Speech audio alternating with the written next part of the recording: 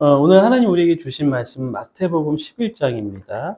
20절부터 30절 말씀. 오늘은 쉼이란 제목으로 함께 은혜를 나눕니다. 오늘 말씀은 굉장히 유명한 말씀이 있죠. 수고하고 무거운 짐진 자들아 다 내게로 오라. 여러분 예수님께 갔습니까? 그래서 쉼을 얻었습니까?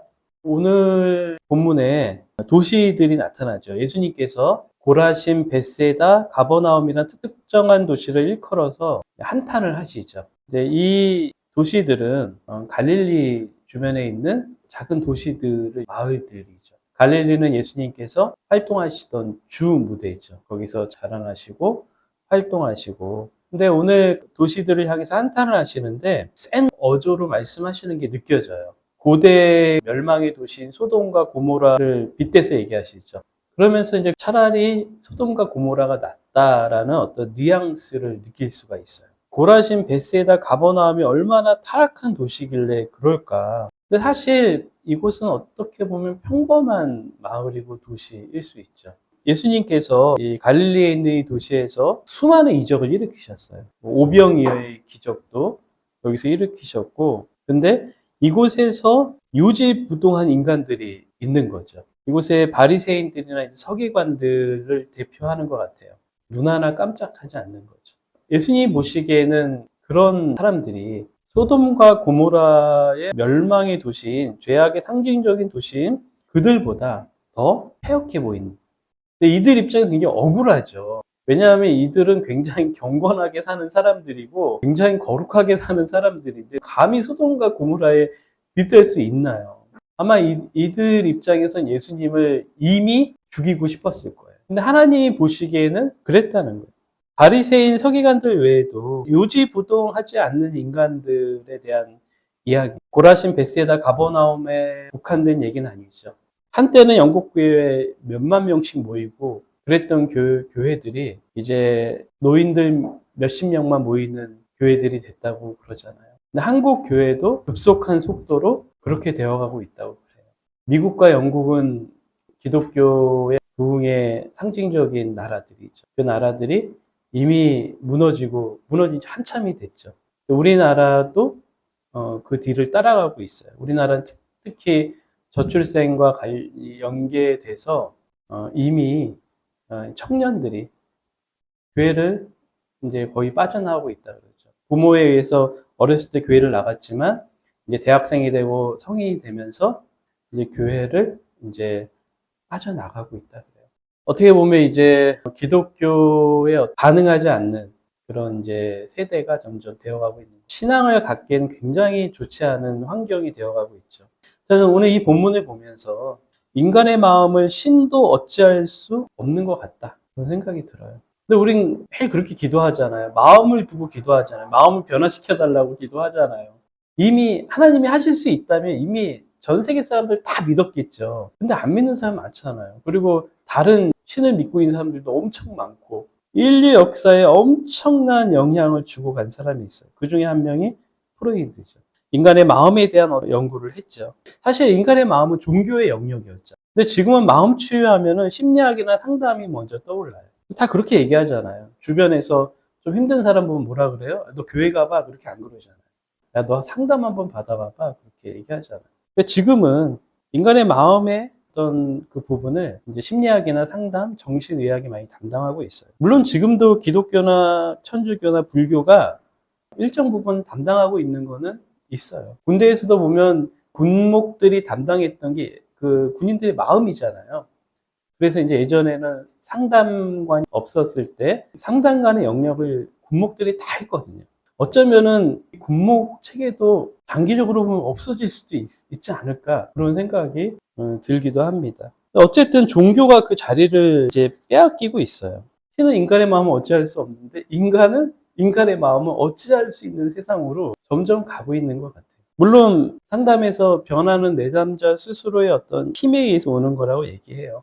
상담사는 신이 아니죠. 인간의 마음을 다루는데 종교의 영역이 점점 밀려나고 있는 것 같아요.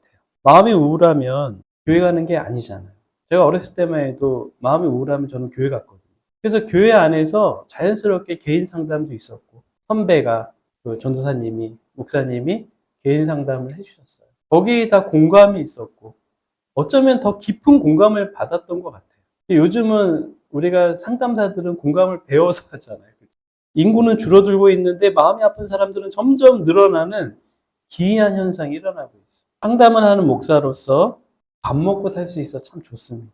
어쩌면 노후에도 제법 밥을 먹고 살 수 있을 가능성이 있어요. 근데 한편으로는 씁쓸합니다. 사람의 고통을 통해서 먹고 살 수 있다는 거. 물론 도와줄 수 있어서 참 의미 있는 일이긴 한데 그것 때문에 먹고 살 수 있다는 건 그만큼 고통스러운 사람이 많다는 거니까 씁쓸한 일이죠. 이쯤 교회의 역할을 한번 생각해 보게 됩니다. 예수님도 사람의 마음을 돌이켜서 믿음을 갖도록 돕는 것이 불가능한 것 같아요. 여러분 최근 10년 동안 한 사람이라도 누군가의 마음을 돌이켜서 예수님 믿게 한 적 있나요? 오히려 우울한 사람, 불안한 사람 몇 시간 상담하고 그들이 좀 덜 우울하고 덜 불안하도록 돕는 게 훨씬 편한 것 같기도 해요. 예수님이 이렇게 말씀하십니다. 지혜롭고 슬기 있는 사람들에게 숨기시고 어린아이들에게 나타내셨다고 그렇게 얘기하고 계세요. 이 말을 액면 그대로 보면 하나님께서 일부러 지혜롭고 슬기 있는 사람들이 깨닫지 못하도록 숨기신 것 같아요. 근데 계시라는 것은 가려져 있던 것을 열어서 보게 한다는 의미가 있어요. 근데 계시를 받은 자 외에는 아무도 못 보게 했다는 말도 하십니다. 그러면 계시 못 받은 사람은 영원히 못 보잖아요. 뭐하러 전도를 합니까? 믿음은 하나님의 선물이라고 하는데 어차피 선물을 주는 사람은 받고 못 받은 사람은 못 받을 텐데 뭐하러 애를 쓰는가? 애써서 전도할 필요가 있을까? 그럼 불신과 믿음은 나의 책임인가? 하나님 책임인가? 이 본문을 보면 좀 고민하게 돼요. 만약에 믿지 않는 사람들이 좀 깊이 있게 이 본문을 본다면은 생각을 좀 하게 될 것 같아요. 그래서 모태신앙을 갖고 있던 목회자, 장로님, 권사님 아들, 딸들이 청년 돼서 교회를 많이 떠나잖아요. 왜냐하면 그 전에 생각 없이 교회를 다녔거든요. 교회를 떠나고 믿음을 저버릴 만한 그런 내용들이 참 많이 있습니다. 의심을 가게 하는, 혼란스럽게 하는 내용들이 좀 많이 있어요. 그래서 불신은 되게 쉬워요. 근데 믿음을 갖기는 기적인 것 같아요. 그리고 마지막에 갑자기 예수님께서 부르셔요. 처음에는 예수님께서 막 한탄을 하고 저주에 가까운 말씀 하시잖아요. 그리고 마지막에 갑자기 부르세요. 수고하고 무거운 짐진 자들아 오라 그러는데 그것도 다 오라 그러세요. 갑자기. 아니 계시를 준 사람만 오라 그러면 되잖아요. 저도 제가 이제 나름대로 조지신학을 공부하고 주석을 보고 성경을 보고 이제 고민을 할 때 개인적으로 계시는 특정한 사람들에게만 열린 것이 아니라 모든 인류에게 열려 있는 거예요. 그걸 이제 자연 계시라고 해요. 하나님을 알만한 것이 있다는 거예요. 이 세상에. 계시의 눈이 우리가 열리면은 꽃을 보고도 하나님 계시다는 것을 알 수 있어요. 하나님은 이 세상 만물에 다 펼쳐주셨다는 거예요. 그렇게 보면 불신은 우리 탓이 되는 거예요. 저는 이 믿음이란 선물이 특정한 누구에게만 준 것이 아니라 온 인류에게 뿌려주신 하나님의 자비라고 저는 생각을 해요. 그런데 이 믿음조차도 받는 사람이 있고 받지 않는 사람이 있는 거죠. 성경은 그것을 강박함이라고 이야기하고 있습니다. 하나님 측면에서는 강박한 것이고 인간 측면에선 믿을 수 없는 거죠. 이 줄다리기를 수천 년 동안 인류는 해왔어요. 인간은 그래서 이용한 게 뭐냐 하면 이성인 것 같아요. 논리. 우리에게는 선한 걸로 느껴지잖아요. 중요하죠. 이성과 논리. 근데 그게 하나님을 불신하는데 굉장히 유용한 도구로 사용되고 있다는 거예요. 그래서 결국은 인간 스스로가 마음의 문제, 인생의 문제를 해결할 것들을 계속 만들어 오고 있어요. 그 이성과 논리로. 꽤 성공해 왔어요. 달나라도 가고 화성에도 보내고 상상 못할 일들을 하고 있어요. 우리가 문명을 부정할 수는 없지만 그 문명 속에는 하나님을 대적하는 것들이 많이 있습니다. 대표적인 게 바벨탑이잖아요. 그 당시에 바벨탑은 엄청난 문명이었죠. 하늘 꼭대기까지 탑을 세울 정도니까 지금도 우리는 바벨탑을 계속 쌓고 있어요. 문명이 발달할수록 인간의 정신적인 문제가 해결되고 인간의 문제들이 해결되는 것 같지만 사실 더 큰 문제를 만들어내고 있어요.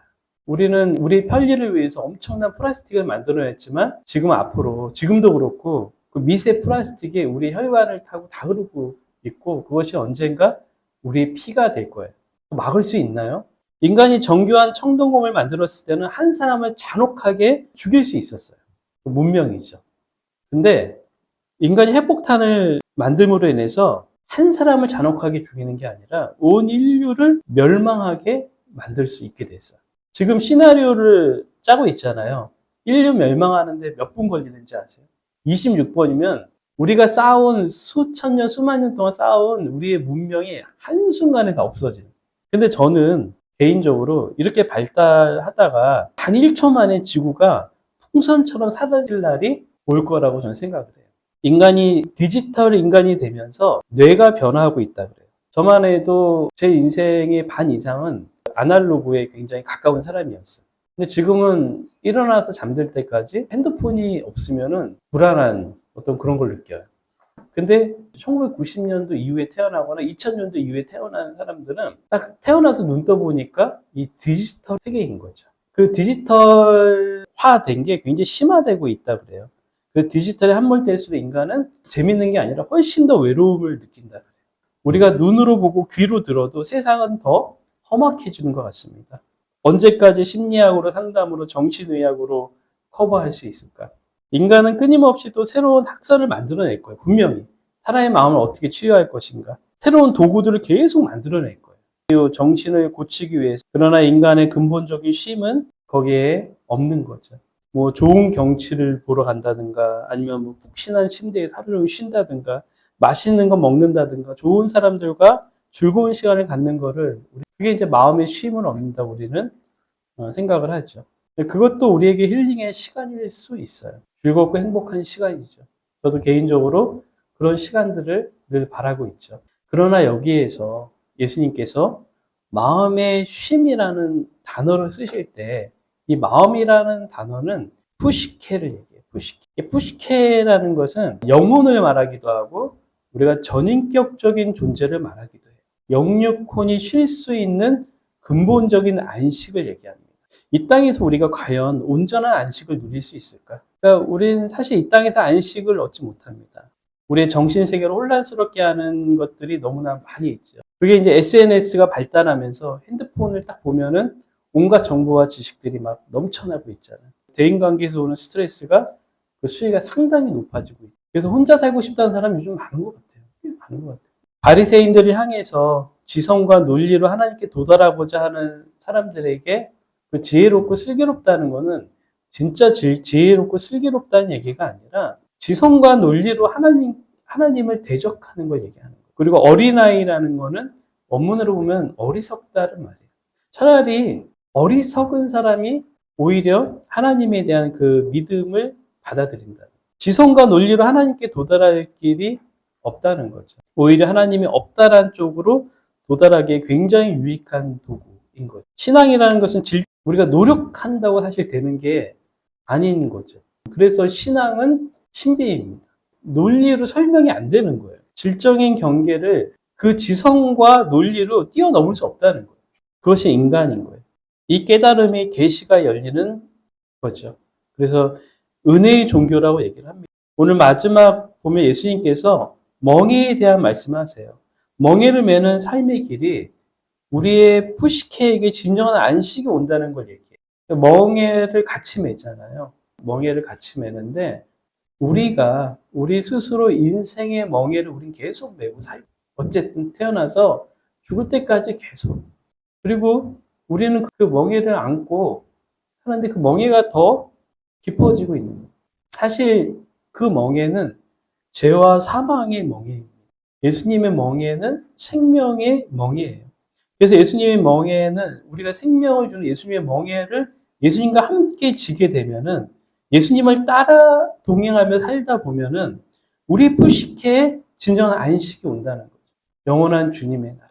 그래서 우리가 단순히 생각하는 어떤 힐링, 좋은 데 가고 그런 차원이 아니라 우리 푸시케의 영원한 안식, 그분을 따라갈 때 우리가 안식의 길로 가게 된다는 거예요. 그분의 멍에를 함께 메고 갈 때 그분이 가신다는 거예요. 그럼 우리는 그분을 따라가면 돼요. 목자의 음성을 따라가면 돼요. 우리 이 땅이 비록 회개하지 않는 도시들과 같은 상황일지라도 주님은 그럼에도 불구하고 계속 우리를 부르시는 거예요.